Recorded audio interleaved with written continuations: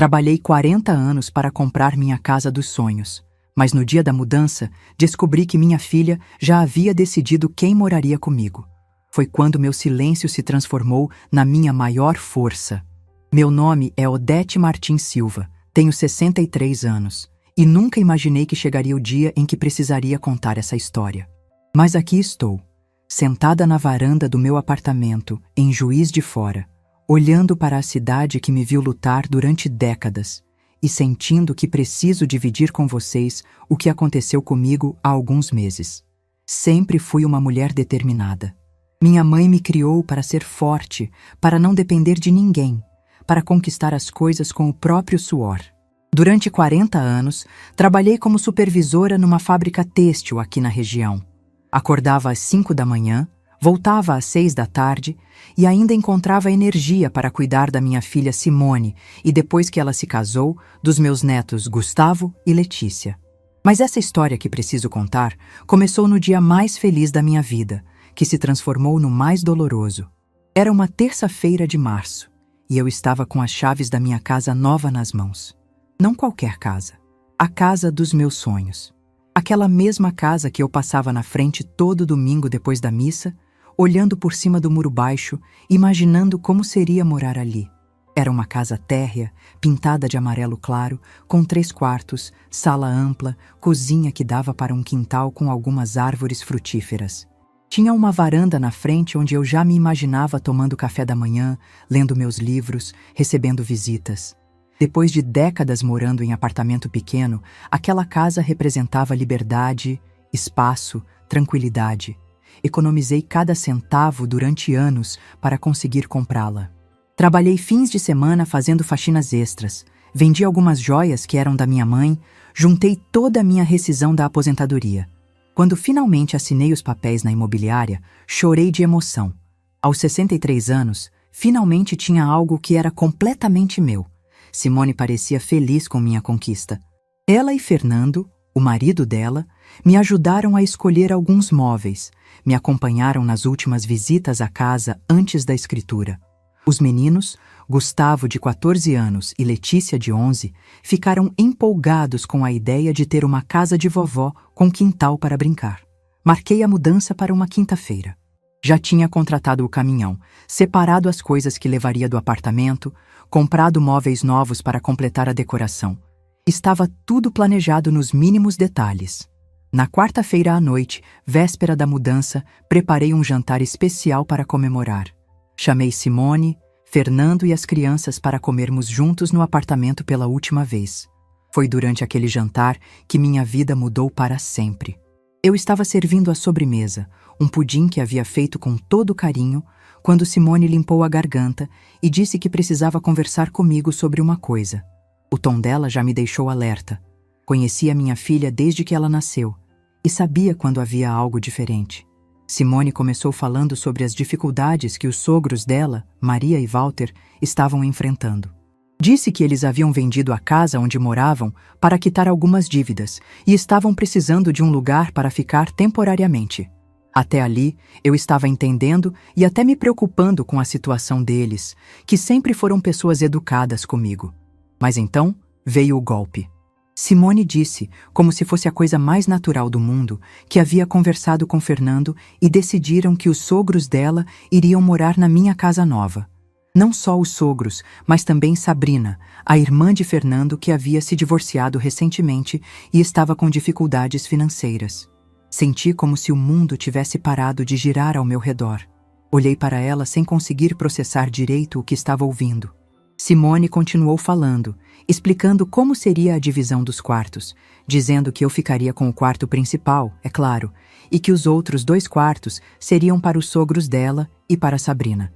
Quando tentei falar alguma coisa, Simone me interrompeu dizendo que já estava tudo acertado, que ela havia conversado com Maria e Walter, que eles ficariam muito gratos, que era apenas temporário até eles se organizarem.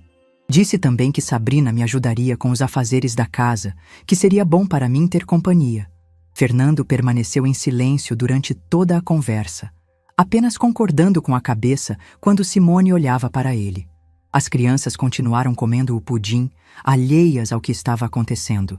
E eu fiquei ali, sentada na minha própria mesa, sentindo como se tivesse levado um soco no estômago. A primeira coisa que senti foi confusão. Como assim já estava tudo decidido?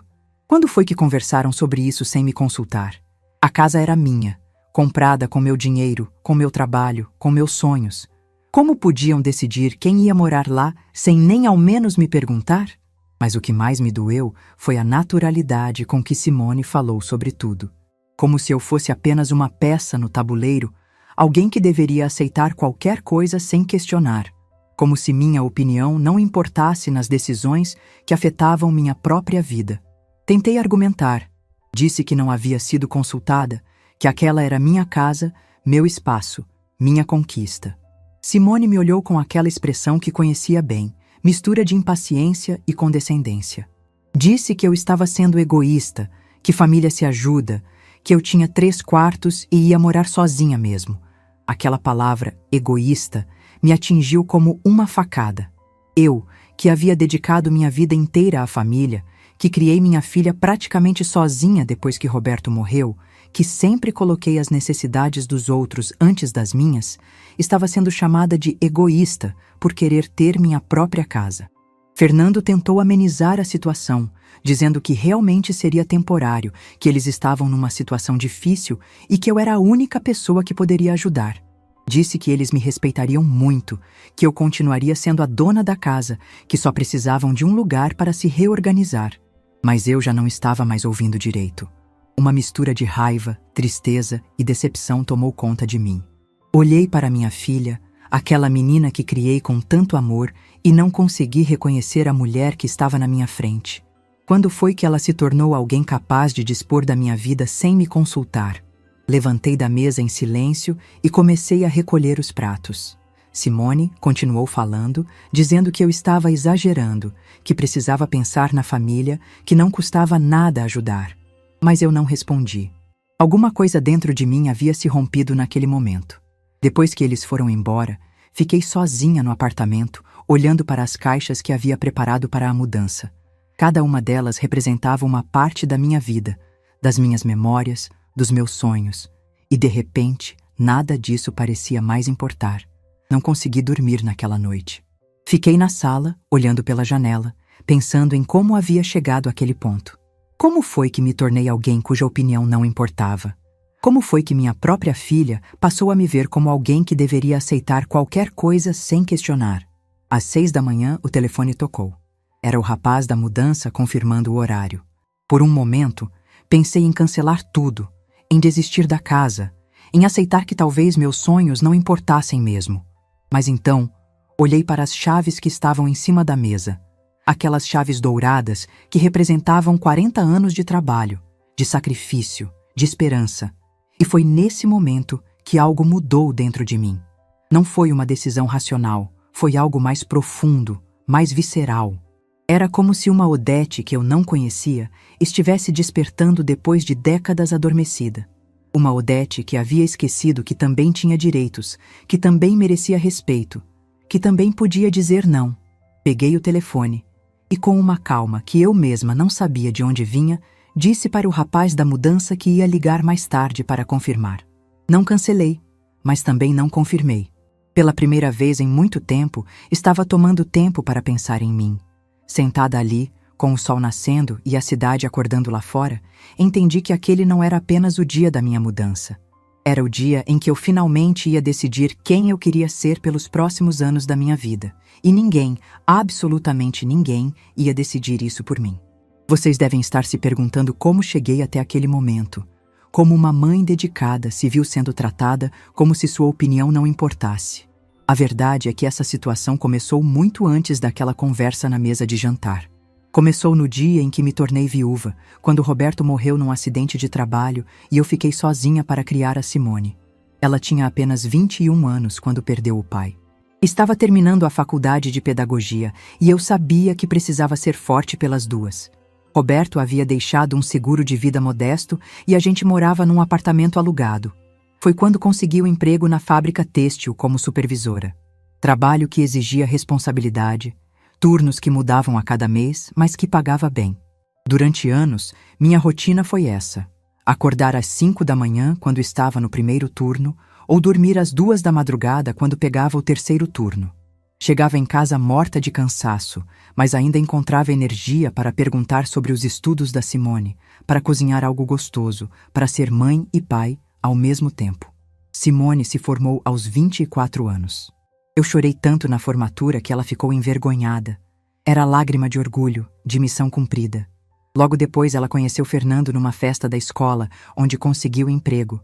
Ele trabalhava como técnico em eletrônica e parecia um rapaz decente. O noivado foi anunciado 2 anos depois. Ofereci toda a ajuda que podia dar para o casamento. Peguei um empréstimo consignado, vendi alguns móveis antigos, fiz questão de contribuir com o que estava ao meu alcance. O casamento foi numa igreja pequena, mas bonito. Ver minha filha de vestido branco foi um dos momentos mais emocionantes da minha vida. Quando ela engravidou do Gustavo, 2 anos depois do casamento, eu fiquei nas nuvens. Durante toda a gravidez, fiz questão de estar presente.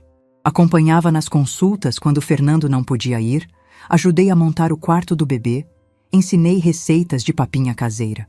Mas foi depois do nascimento do Gustavo que comecei a perceber algumas mudanças. Simone ficou mais protetiva com relação ao bebê. Quando eu oferecia para cuidar dele para ela descansar, sempre havia algum impedimento. Que ele estava com cólica, que estava na hora da mamada, que estava muito agitado. Quando Simone voltou a trabalhar, ofereci para cuidar do Gustavo durante o dia.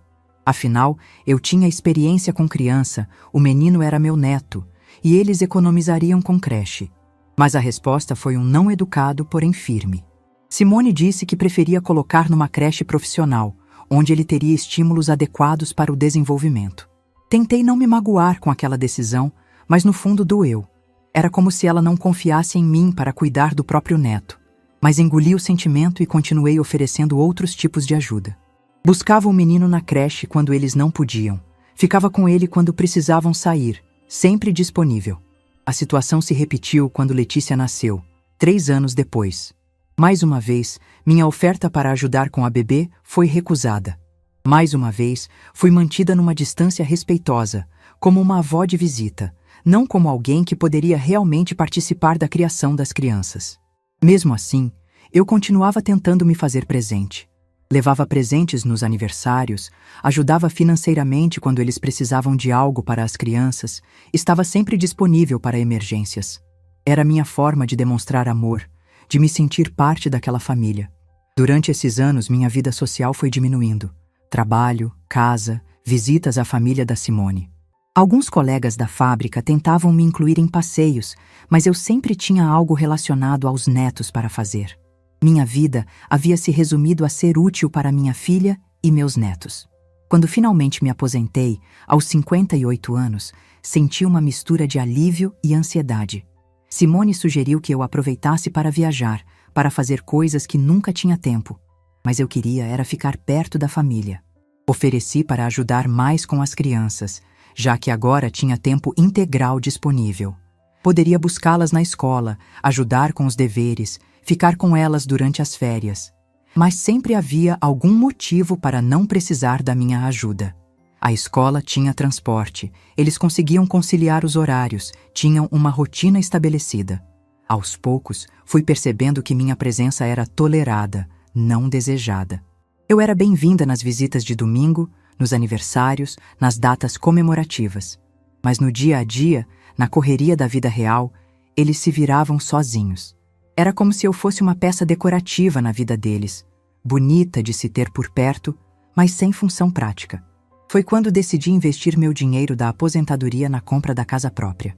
Se eu não era necessária no cotidiano da minha família, pelo menos teria meu próprio espaço, meu próprio refúgio. Um lugar onde eu pudesse ser a dona das decisões, onde minha opinião importasse.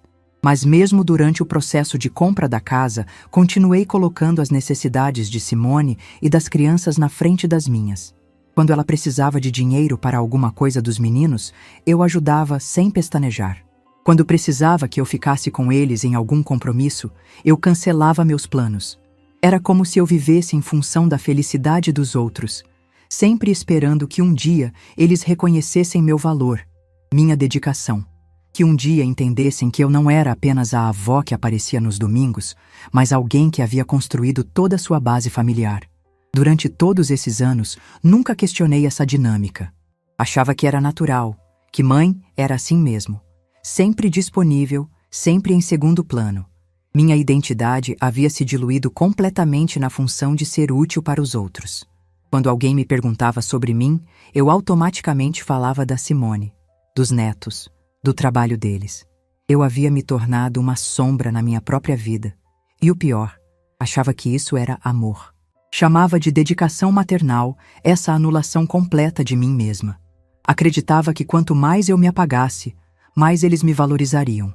Mas a verdade é que você só recebe o tratamento que aceita receber. E eu havia passado décadas ensinando minha própria filha que minha opinião não importava, que meus sentimentos eram secundários, que eu deveria sempre ceder em nome da harmonia familiar. Durante meses, visitei aquela casa amarela todos os domingos. Quando finalmente consegui juntar o dinheiro e fiz a proposta, o proprietário aceitou na hora. Disse que era visível o carinho que eu tinha pela casa, que ele ficaria tranquilo sabendo que alguém que a amava de verdade moraria ali. Assinei os papéis com lágrimas nos olhos. Até que chegou aquela noite que mudou tudo para sempre. Foi uma noite de clareza. Pela primeira vez em décadas, consegui ver com nitidez o padrão que havia se estabelecido na minha vida. Em seguida, cancelei a transferência do telefone fixo. Cada ligação que eu fazia me dava uma sensação estranha de liberdade. Era como se eu estivesse retomando o controle da minha própria vida, decisão por decisão.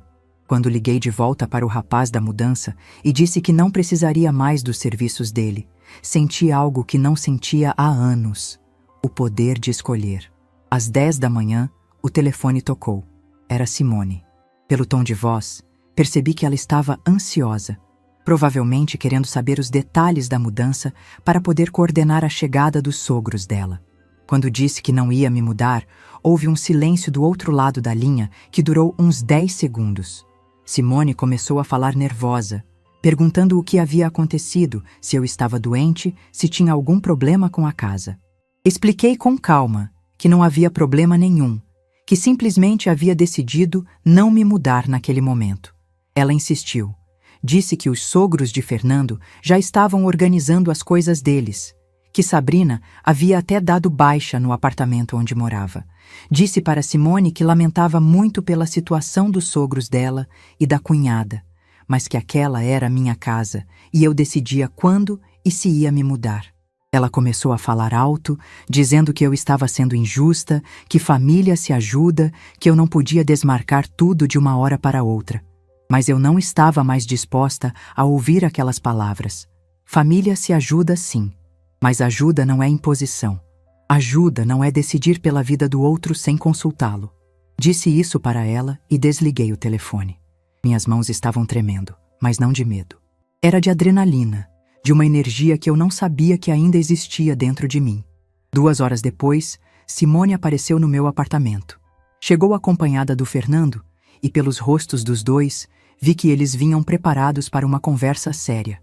Sentaram na minha sala e começaram com aquela abordagem que eu já conhecia, carinho misturado com pressão. Fernando falou sobre a situação difícil que os pais dele estavam enfrentando.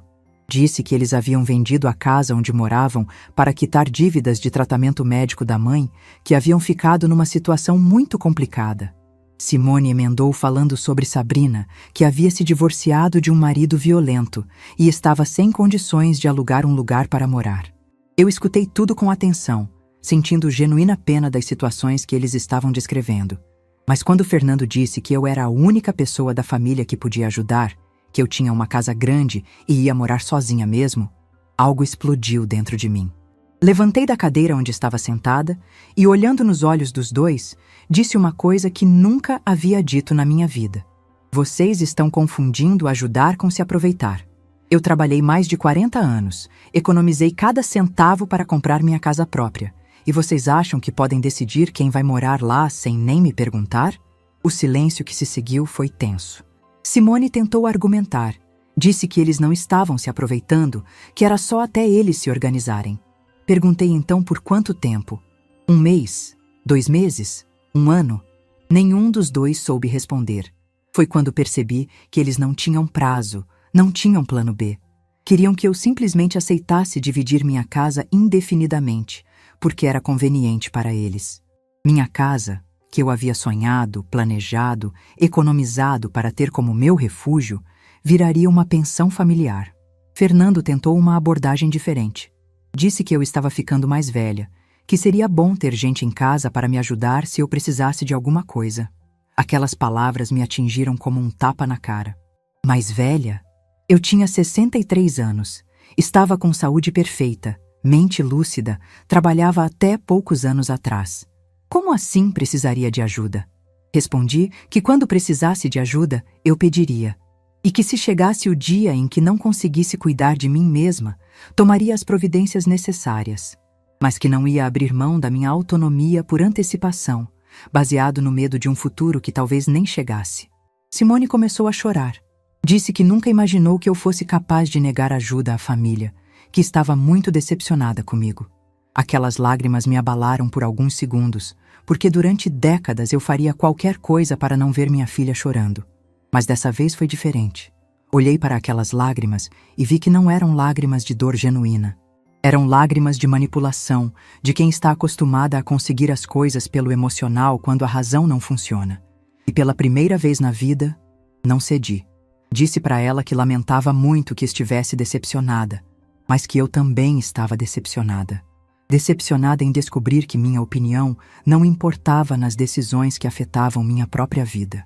Decepcionada em perceber que eles me viam como alguém que deveria aceitar qualquer coisa sem questionar. Naquele momento, olhando para minha filha e meu genro, tive uma revelação dolorosa, mas libertadora. Durante anos, eu havia ensinado eles a me desrespeitarem, sempre cedendo, sempre priorizando a vontade deles, sempre engolindo meus sentimentos para manter a harmonia. Eu havia criado esse padrão de relacionamento. Mas se eu havia ensinado eles a me desrespeitarem, também podia ensinar eles a me respeitarem. E isso começava naquele exato momento, com aquele primeiro não firme e definitivo da minha vida. Disse para os dois que minha decisão estava tomada, que eu não ia me mudar naquele momento, que quando decidisse me mudar seria nos meus termos, e que eles precisariam encontrar outra solução para os problemas dos sogros e da cunhada. Simone levantou da cadeira com o rosto vermelho de raiva. Disse que eu estava sendo egoísta, que estava colocando meu conforto acima da necessidade da família. Fernando tentou acalmá-la, mas ela estava fora de si. Antes de sair, ela virou para mim e disse: "Mãe, a senhora vai se arrepender dessa decisão. Vai se arrepender de ter colocado uma casa na frente da família." Depois que eles saíram, fiquei sozinha no apartamento, sentindo uma mistura de alívio e tristeza. Alívio por ter finalmente tomado uma atitude. Tristeza por ter descoberto que minha própria filha era capaz de me chantagear emocionalmente quando não conseguia o que queria. Mas por baixo desses sentimentos todos, havia algo novo crescendo dentro de mim.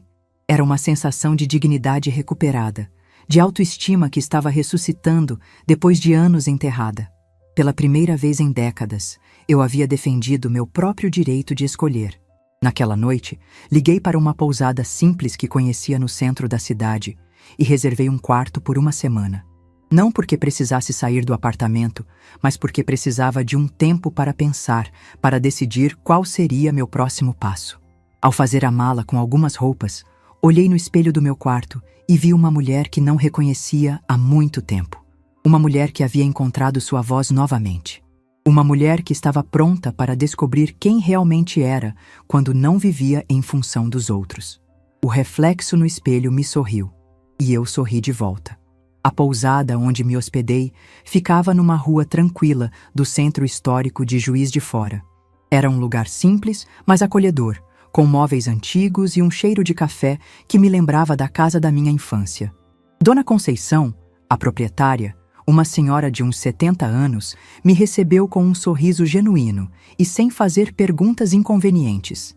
No primeiro dia, caminhei pela cidade como não fazia há anos. Sem pressa, sem compromissos, apenas observando as pessoas, as vitrines, a vida acontecendo ao meu redor. Foi numa dessas caminhadas que parei numa livraria pequena e comprei 3 livros que sempre quis ler, mas nunca tinha tempo. Pela primeira vez em décadas, estava comprando algo só para mim, sem me preocupar se era útil ou necessário. Durante os primeiros dias na pousada, Simone me ligou várias vezes. As ligações seguiam sempre o mesmo padrão.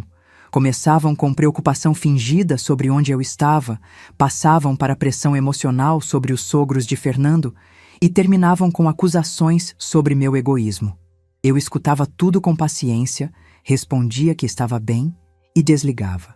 Foi no quarto dia que recebi uma ligação diferente.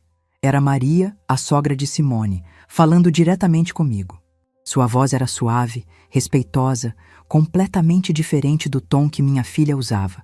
Ela disse que havia descoberto sobre a situação através de Fernando, que ficou muito constrangida e pediu para conversar comigo pessoalmente.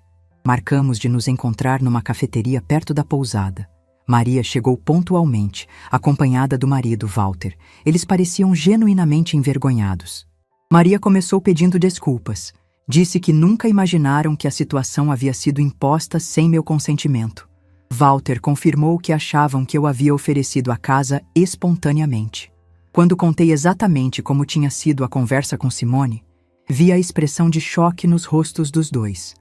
Maria balançou a cabeça e disse que jamais aceitariam morar numa casa onde não fossem bem-vindos. Walter acrescentou que eles sempre me respeitaram como a mãe de Simone e que se sentiam humilhados em saber que nossa família estava passando por essa situação. Foi uma conversa reveladora. Durante 2 horas, conversamos sobre família, respeito, limites. Maria me contou sobre a própria experiência com a sogra, sobre como havia aprendido que relacionamentos familiares precisam ser baseados em respeito mútuo, não em obrigações impostas. Quando nos despedimos, Maria me abraçou e disse algo que me marcou. Dona Odete, a senhora está certíssima em defender sua casa e sua paz. Se meus filhos um dia me tratarem como Simone tratou a senhora, espero ter sua coragem para reagir. Voltei para a pousada naquela tarde com o coração mais leve. Pela primeira vez desde que tudo começou, alguém da família havia me ouvido, me entendido, me apoiado. Não eram meus filhos ou netos, eram pessoas que mal conhecia, mas que demonstraram mais respeito por mim em 2 horas do que eu recebia há anos. Durante o café da manhã no 6º dia, Dona Conceição sentou na minha mesa. Ela havia percebido que eu não estava apenas de passagem, que havia alguma situação especial me mantendo ali. Com a delicadeza de quem já viveu muito, ela puxou conversa sobre a vida, sobre mudanças, sobre recomeços. Acabei contando minha história para ela. Dona Conceição me ouviu sem julgamentos, apenas balançando a cabeça em alguns momentos. Quando terminei, ela suspirou e disse que conhecia muitas mulheres que passaram por situações similares. Mães que se anularam tanto pelos filhos que esqueceram de existir como indivíduos. Ela me contou sobre uma hóspede que teve anos antes. Uma senhora de Belo Horizonte que havia vendido a casa própria para ajudar um filho em dificuldades financeiras. Depois de alguns anos, quando ela precisou de ajuda, o filho disse que não tinha condições de sustentá-la. A mulher ficou na rua, literalmente. Dona Conceição me disse algo que não saiu mais da minha cabeça. Odete, bondade sem limites vira exploração. A senhora fez certo em dizer não. Foi nessa conversa que tomei coragem para fazer algo que estava evitando. Uma visita à casa nova, para finalmente conhecer minha vizinhança, ver como seria minha vida naquele lugar novo. A casa estava exatamente como eu lembrava, acolhedora, cheia de possibilidades, com aquele quintal que me fazia sonhar com manhãs tranquilas. Mas dessa vez, prestei atenção em detalhes que havia ignorado antes. A cerca baixa que permitiria conversas com vizinhos, a varanda perfeita para receber visitas, o espaço ideal para uma mulher que queria viver sua própria vida. Foi quando estava no quintal que conheci João, meu vizinho do lado direito. Ele estava regando as plantas do jardim dele e acenou por cima da cerca. Homem de uns 67 anos, cabelos brancos, sorriso gentil. Apresentou-se e disse que estava curioso para conhecer quem seria sua nova vizinha. João era viúvo há 5 anos, aposentado da companhia energética, pai de 2 filhos que moravam em outras cidades. Conversamos por quase 1 hora ali mesmo, por cima da cerca. Ele me contou sobre a vizinhança, sobre as pessoas que moravam na rua, sobre os pequenos prazeres da vida naquele bairro tranquilo. Quando mencionei que estava hospedada numa pousada porque precisava pensar sobre algumas questões familiares, João não fez perguntas invasivas. Apenas disse que entendia que às vezes precisamos de tempo e espaço para tomar decisões importantes. E acrescentou que seria um prazer ter uma vizinha que parecia ser uma pessoa sensata. Voltei da casa naquela tarde com uma certeza que não tinha antes. Eu queria morar lá. Não por fuga, não por birra, mas porque aquela casa representava a possibilidade de uma vida que fosse verdadeiramente minha. Liguei para Simone naquela mesma noite. Disse que havia tomado minha decisão final. Ia me mudar para a casa, mas sozinha. Que ela e Fernando precisariam encontrar outra solução para os sogros e a cunhada. Que eu não estava negando ajuda, estava apenas estabelecendo que minha casa seria minha. A reação foi explosiva. Simone gritou. Disse que eu havia enlouquecido, que estava destruindo a família por capricho. Ameaçou que os netos nunca mais me visitariam, que Fernando ficaria magoado para sempre, que eu me arrependeria quando ficasse velha e sozinha. Cada palavra doía, mas não me abalava mais. Respondi com calma que lamentava ela ver minha necessidade de autonomia como uma agressão à família. Que minha casa estaria sempre aberta para ela e os netos, mas nos meus termos. Que quando quisessem me visitar, seriam muito bem-vindos. Mas que não abriria mão do meu direito de viver como escolhesse. Antes de desligar, disse algo que nunca havia dito na minha vida. Simone, eu te amo demais para continuar permitindo que você me desrespeite. Amor de verdade inclui respeito. Quando você estiver pronta para me respeitar, estaremos prontas para conversar. No dia seguinte, remarquei a mudança. Liguei para todas as empresas que havia cancelado e reagendei os serviços. Comprei móveis novos, escolhi decoração que me agradava, planejei cada cômodo pensando no meu conforto e na minha felicidade. Durante os preparativos, recebi uma ligação inesperada. Era Maria novamente. Ela disse que havia conversado seriamente com Simone e Fernando, que explicou para eles como a situação toda havia sido desrespeitosa comigo.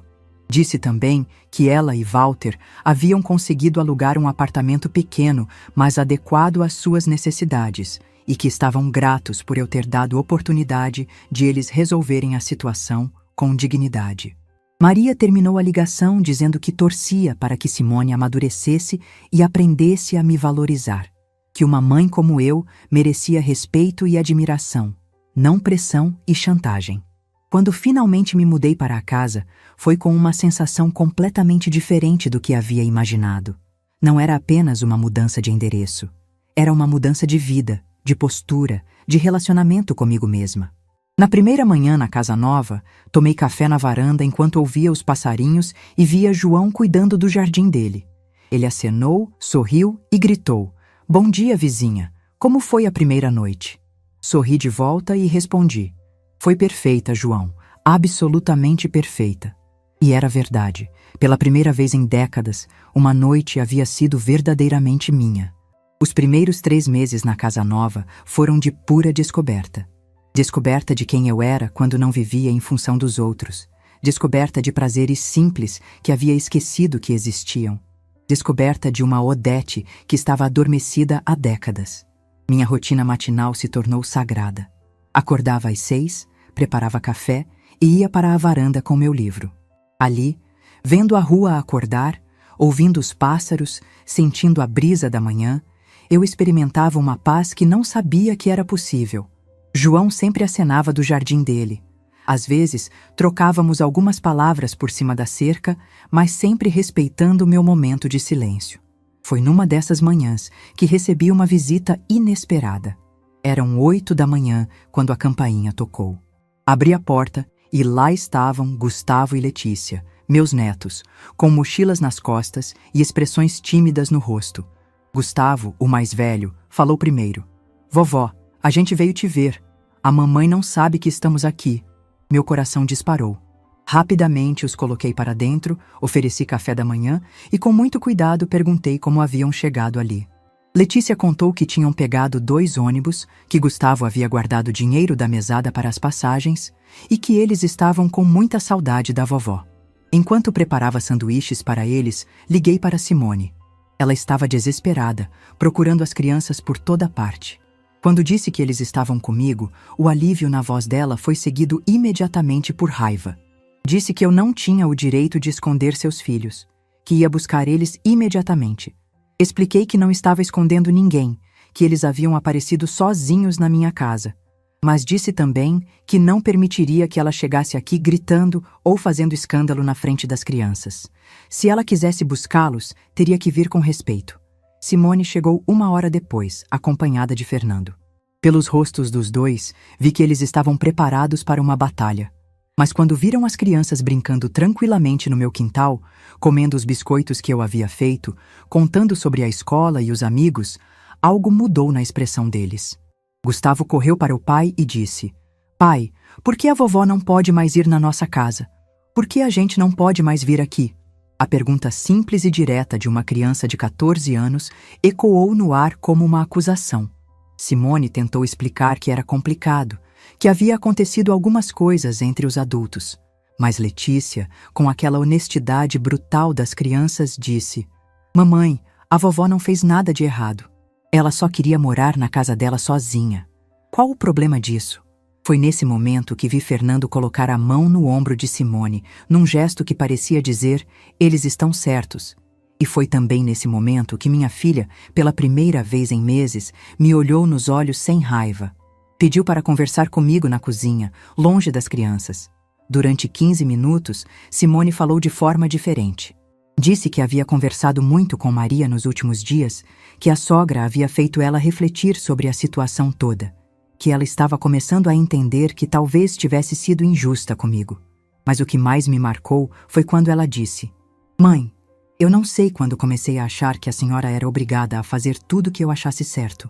Não sei quando parei de perguntar sua opinião e passei a só informar minhas decisões." Aquela admissão, vinda da minha filha adulta, foi como um bálsamo numa ferida que estava aberta há meses. Não era um pedido de desculpas completo, mas era o primeiro sinal de que ela estava disposta a enxergar meu ponto de vista. Disse para ela que nossa relação poderia ser reconstruída, mas que teria que ser em bases diferentes. Que eu não era mais a mãe que aceitava qualquer coisa para manter a harmonia. Que eu havia descoberto o valor de dizer não. E que ia usar esse direito sempre que necessário. Simone concordou, meio relutante, mas concordou. Fernando se aproximou e disse que ele também havia refletido, que reconhecia que a forma como haviam abordado a situação havia sido desrespeitosa. Pediu desculpas sinceras e disse que torcia para que conseguíssemos resolver as coisas. As crianças ficaram comigo até o final da tarde. Mostrei cada cômodo da casa para eles, expliquei como havia decorado cada espaço, deixei que escolhessem qual seria o quarto deles para quando viessem me visitar. A alegria nos olhos deles ao perceber que continuariam tendo a casa da vovó foi emocionante. Quando Simone voltou para buscá-los no final do dia, combinamos que eles poderiam me visitar todo sábado se quisessem. Ela concordou, mas com uma condição, que eu também fosse visitá-los algumas vezes. Aceitei, mas deixei claro que seriam visitas. Não voltaria a assumir responsabilidades que não eram minhas. 2 semanas depois, recebi outra visita inesperada. Era Maria, mas dessa vez não vinha falar sobre problemas. Vinha me convidar para almoçar no apartamento novo que ela e Walter haviam alugado. Disse que queria me mostrar como eles haviam se organizado e que gostaria de manter nossa amizade independente das questões familiares. O apartamento deles era pequeno, mas aconchegante. Maria havia caprichado na decoração, e Walter me mostrou orgulhoso a pequena oficina que montou na área de serviço para seus trabalhos de marcenaria. Durante o almoço, conversamos sobre tudo, menos sobre os problemas com Simone. Maria me contou sobre os planos deles para a aposentadoria, sobre viagens que queriam fazer, sobre netos que esperavam conhecer. Walter falou sobre um curso de restauração de móveis antigos que queria fazer. Era uma conversa leve, entre pessoas que estavam redescobrindo o prazer de viver para si mesmas. Quando estava indo embora, Maria me abraçou e disse: "Odete, obrigada por ter nos ensinado que é possível dizer não com dignidade. Você nos deu uma lição de autonomia que a gente não vai esquecer." Foi nessa época que comecei a participar de um grupo de terceira idade da paróquia do bairro. Queria conhecer pessoas da minha idade, trocar experiências. Foi lá que conheci Irene, uma professora aposentada de 66 anos que havia passado por uma situação parecida com a minha. Irene me contou que os filhos dela tentaram vender a casa onde ela morava para dividir o dinheiro entre eles, alegando que ela estava muito velha para morar sozinha. Ela lutou na justiça, provou que estava em plenas condições mentais e físicas e acabou cortando relações com os filhos por 2 anos até eles aprenderem a respeitá-la. Durante nossas conversas no grupo, Irene me disse algo que nunca esqueci. Odete, a gente passa a vida inteira ensinando as pessoas como nos tratar. Se você aceita desrespeito, elas vão te desrespeitar. Se você exige respeito, elas aprendem a te respeitar. Foi através do grupo que me envolvi com um trabalho voluntário numa casa de repouso da cidade. Uma vez por semana, eu ia lá conversar com os idosos que não recebiam visitas, ajudava com algumas atividades, levava livros para ler para quem tinha dificuldade de visão. Esse trabalho me trouxe uma perspectiva nova sobre minha própria situação. Conheci senhoras que haviam sido abandonadas pelos filhos em casas de repouso e nunca mais receberam uma visita. Conheci homens que deram tudo o que tinham para os filhos e ficaram na miséria na velhice. Minha situação, comparada à deles, até parecia pequena. Mas foi lá que encontrei também histórias inspiradoras. Dona Carmen, de 82 anos, que havia vendido tudo o que tinha aos 70 anos e viajado pelo Brasil inteiro antes de se instalar na casa de repouso por opção própria. Seu João, de 78 anos, que pintava quadros maravilhosos e dizia que havia descoberto seu talento artístico aos 65 anos. O trabalho voluntário me deu uma sensação de propósito que eu não tinha há anos. Não era mais apenas a mãe de alguém ou a avó de alguém. Era Odete, uma mulher que tinha valor próprio, que podia contribuir com a comunidade, que tinha experiência de vida para compartilhar. 6 meses depois da mudança, organizei uma pequena festa de recepção na minha casa. Convidei João e a esposa dele, Dona Conceição da Pousada, Maria e Walter, algumas amigas do grupo da terceira idade, e, é claro, Simone, Fernando e as crianças. Foi uma tarde linda. Minha casa ficou cheia de risadas, conversas, pessoas que genuinamente gostavam de estar ali.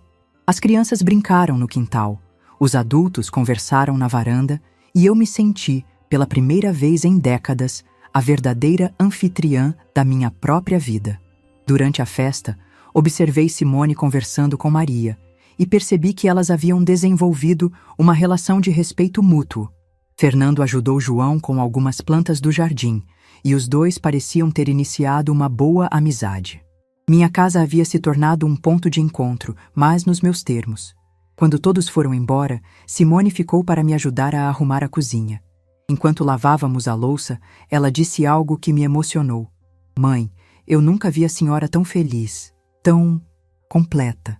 Acho que eu realmente não entendia o que a senhora precisava. Respondi que eu também não sabia do que precisava até começar a lutar por isso. Que descobrir meus próprios limites havia me ajudado a descobrir minha própria força. Naquela noite, depois que todos foram embora, sentei na minha varanda com uma xícara de chá e olhei para as estrelas. Alguns meses antes, eu estava hospedada numa pousada, sem saber qual seria meu futuro. Agora estava na minha própria casa, rodeada de pessoas que me respeitavam, vivendo uma vida que era verdadeiramente minha. O telefone tocou. Era Gustavo, ligando para agradecer pela festa e dizer que havia adorado ver tantas pessoas felizes na casa da vovó. Disse que queria trazer uns amigos da escola para me conhecer, que estava orgulhoso de ter uma avó tão independente e corajosa. Quando desliguei o telefone, sorri sozinha no escuro. Corajosa. Meu neto de 14 anos havia me chamado de corajosa, e talvez ele estivesse certo. Talvez realmente houvesse coragem em escolher viver para si mesma, depois de décadas vivendo para os outros. Hoje, quando conto essa história, pessoas me perguntam se não me arrependi de ter sido tão firme com minha filha, se não tive medo de perder a família por causa de uma casa. Mas eu sempre respondo a mesma coisa. Eu não briguei por uma casa. Eu briguei pelo meu direito de ser respeitada como pessoa. A casa era apenas o símbolo. O que realmente estava em jogo era minha dignidade, minha autonomia, meu direito de escolher como viver os próximos anos da minha vida.